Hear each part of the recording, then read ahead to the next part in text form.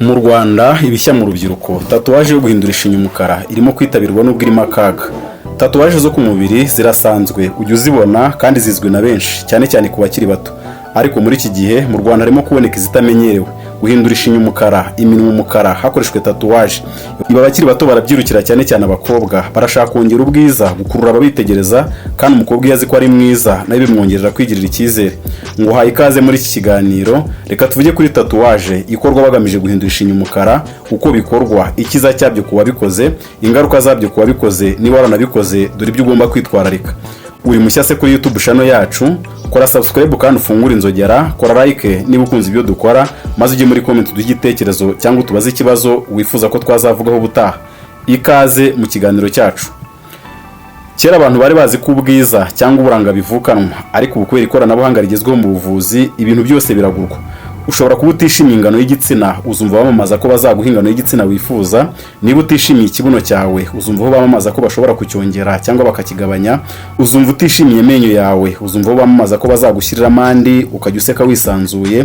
Mu isi y'ikoranabuhanga mu buvuzi ngo bazabuza uruhara n'imvi kuza, ariko ubu icyo tuvuga ni tatuwaje ikorwa bagamije kugira ishinya umukara, ikintu kigezweho kandi ngo cyongere ubwiza, kwigirira icyizere, maze bigatuma umwenyura kandi ugaseka nta pfunwe.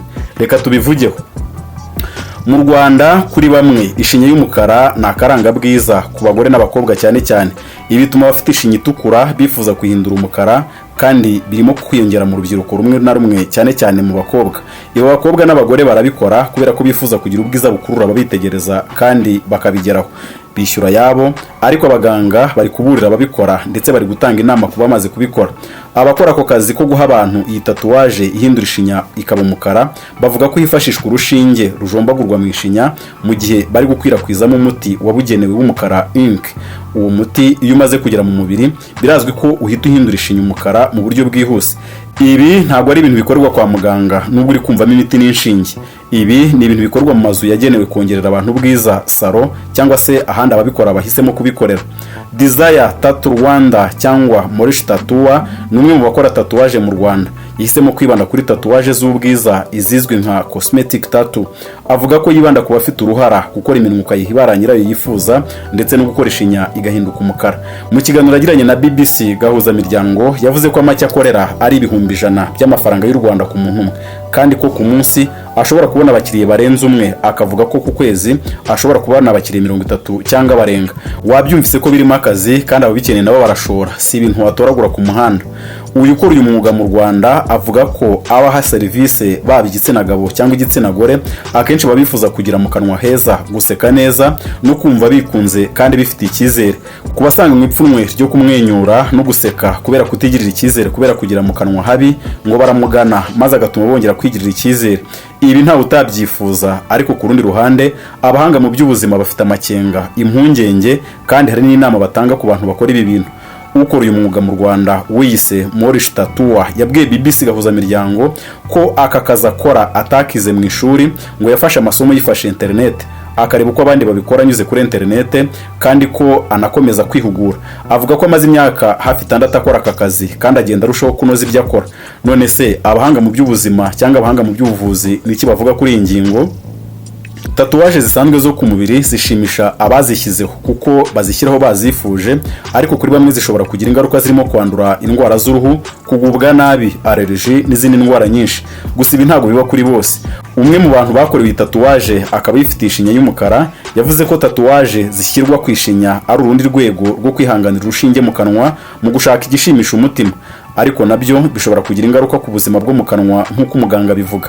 Dr Jean Claude, inzobere mu buvuzi bw'amenyo, avuga ko mu kanwa ari ahantu haba mikorobe nyinshi, nubwo mu kanwa zihaba ariko ntacyo zihatwara. Iyo rero bakora tatuwaje yo kwishinya hifashishwa inshinge kandi zikomeretsa uruhu rwo kwishinya, ibyo bituma za mikorobe zihutira gukwirakwira mu mubiri kuko ubuzifungura inzira zikajya hirya no hino mu mubiri, kandi ibyo bishobora gutera ama infection. Dr Jean Claude avuga ko ubushakashatsi bwerekanye ko mu miti ikoreshwa mu gukora tatuwaje hari yifitemo ibyatera indwara za kanseri. Yongeraho ko ubusanzwe umuntu wagize ikibazo cy'uburwayi mu kanwa hari ibimenyetso bigaragarira ku ishinya, kandi ko igihe yaba iriho tatuwaje bya bimenyetso biba bitakigaragaye, bikaba byanatuma kumenya ikibazo umuntu afite bitinda cyangwa bikagorana, bikaba byagira ingaruka ku buvuzi yahabwa. Maurice Tatua nawe yemeza ko hari ingaruka zibabaje kandi zikomeye zabaho igihe isuku ititaweho iyo bari gukora tatuwaje ku ishinya.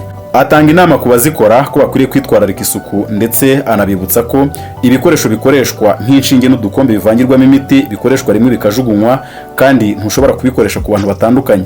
Ibyo iyo bititaweho ushobora kwanduza indwara abakugana.